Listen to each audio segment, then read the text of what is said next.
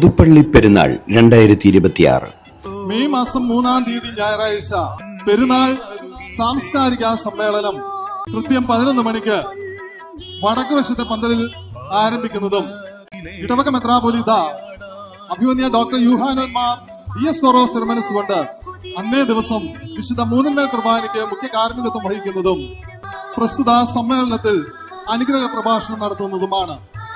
പ്രസ്തുത സമ്മേളനം ഉദ്ഘാടനം ചെയ്തുകൊണ്ട് തിരുവിതാംകൂർ രാജകുടുംബം പത്മശ്രീ അശ്വതി തിരുനാൾ ഗൗരി ലക്ഷ്മിഭായ് തമ്പുരാട്ടി സമ്മേളനം ഉദ്ഘാടനം ചെയ്യുന്നതും പുതുപ്പള്ളി പള്ളിയുടെ പ്രധാന പുരസ്കാരമായ ഓർഡർ ഓഫ് സെന്റ് ജോർജ് ബഹുമതി ഡോക്ടർ ഗീവർഗീസ് യോഹന്നാന് നൽകുന്നതുമാണ്.